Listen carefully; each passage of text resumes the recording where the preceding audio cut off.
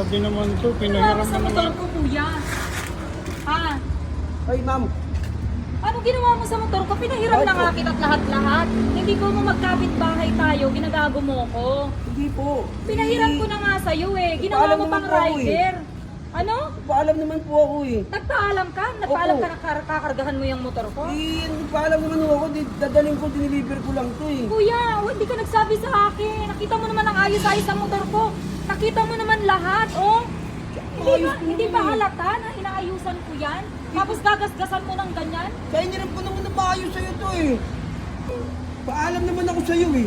Nagpaalam ka sa akin, hihiramin mo lang yung motor ko.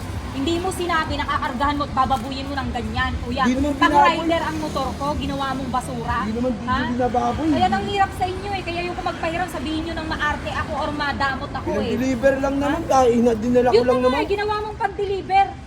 Ha? Ginawa mong Pinag-deliver ko lang pan-deliver naman, yung wala motor naman ko? ano to eh. Ha? Obvious ba, kuya? Ginawa mong pan-deliver yung motor ko? Nakita mo bang kinakargahan ko ng ganyan yan? Babalik ko naman kaagad eh. Anong ibabalik mo kaagad? Okay ka lang? Nananaginip ka ba? Oo, Ang hirap babalik sa'yo. ko naman kaagad. Tsaka nagpaalam ako Kapal ng sa'yo eh. mukha mo, kuya. Alam mo ba yon? Babalik ko rin sa'yo. Saglit lang naman to eh. Bagaan Ibabalik mo nga, hindi nga yun yung point ko. Ang point ko dyan, kahit ibalik mo pa yan, nilagyan nyo na lagyan ng tape, pagmamarka yan. Wala kang kagas-gas-gas, oh. Paalam ako ah. Ano nagpaalam ka? Baliw ka ba? Makikita mo naman, ang linis-linis ng motor ko, ginawa mong Paalam baboy. naman ako. Ha?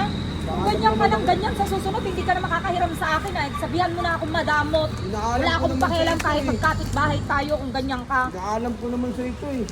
Anong pinaalam mo? Nakakargahan mo? Inaalam ko siniramin ko.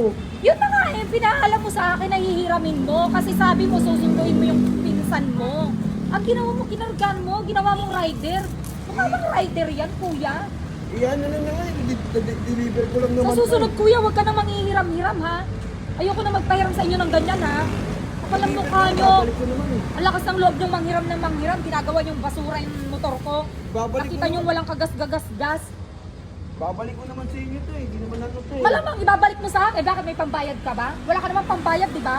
Pinaalam ko naman ng maayos ah. Pinaalam mo nga ng maayos. Nakikita mo ba? Ginawa mo. Hindi mo naman pinaalam ng ganyan, ha? Saka pagkakaiba eh. Motor din naman to. Pwede ko naman pan-deliver to. Eh, Gago ka pinaalam ko ba? din ng maayos eh. Ha? Gago ka ba? Gago ka pala eh. Nakita mong pang rider yan ng motor, gagawin mong pang deliver. Sura ulo, hirap sa inyo, kakapal ng mukha nyo, kayo na nangihiram, kayo pa matapang. Babalik ko naman sa inyo. Kala nyo. Susunod daw, huwag ka nang nangihiram, ha? Pinaalam ko Huling naman sa beses inyo. mo na yan na makakahiram. Pinaalam Kala ko nyo, naman. sige, bilisan mong tanggalin yan at umuwi ka na. Hindi ka na makakahiram sa akin, nasa ginagawa mo, ha? Alam mo, kakapal ng mukha Nililinis nyo. ko naman eh.